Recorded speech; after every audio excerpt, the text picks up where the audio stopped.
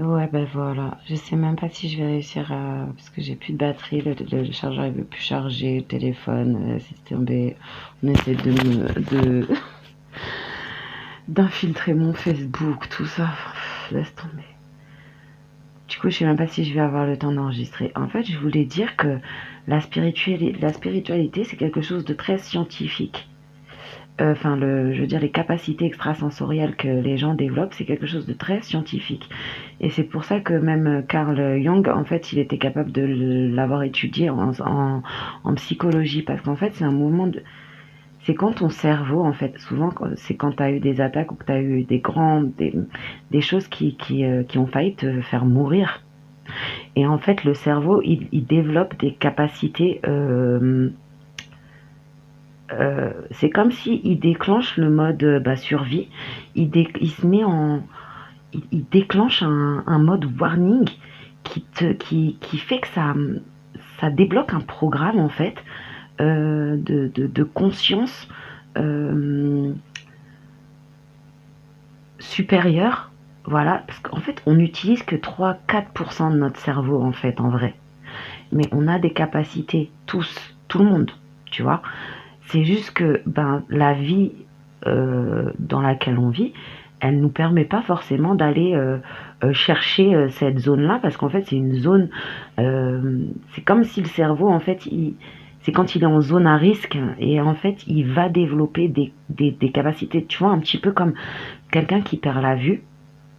Comme il a une cécité de la vue, il a forcément ses sens, genre le toucher, l'odorat, le goût, qui vont se développer, en fait. Eh ben, les capacités extrasensorielles, c'est un petit peu la même chose. C'est-à-dire que bah, vu que tu as des attaques énergétiques un petit peu dans tous les sens, mais qui te mettent en danger, donc qui provoquent une espèce de cécité de tes intuitions, ça va être une cécité de tes énergies, une cécité de choses comme ça, et ben en fait il va débloquer un programme, des zones dans le cerveau auxquelles jusque-là tu n'avais pas eu accès, mais qui s'activent en fait pour ta survie, pour te, pour te préserver en fait, c'est comme un warning, quoi. C'est comme un programme d'urgence, en fait, ou de danger, quoi, tu vois, qui se met en route, en fait. Donc c'est très scientifique et c'est très... voilà, c'est pour ça qu'Arling, il l'a décortiqué, il l'a étudié en psychologie, et c'est pour ça aussi que je pense qu'il s'est séparé de Freud, qui était très très terre à terre, très euh, cartésien et puis assez dans la négativité.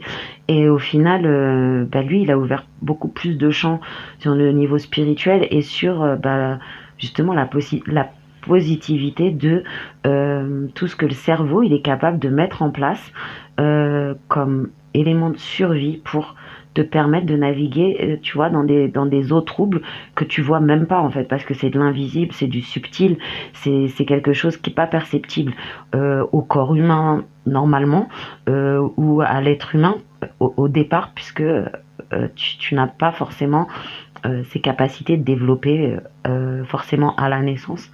Des fois, oui, mais tu l'éteins un peu. Enfin, il y a des personnes qui arrivent à le développer malgré le monde environnant, etc., quand elles l'ont eu à la naissance. Mais la plupart des personnes, elles vont l'avoir à la naissance et puis le monde environnant va faire que tu l'éteins un peu, tu l'étouffes. Et puis bah, plus tard, suivant ce que tu vis, ça peut ça peut se révéler, ça peut ressortir en fait. Voilà. Ouais, c'était mon analyse du soir. Bonsoir.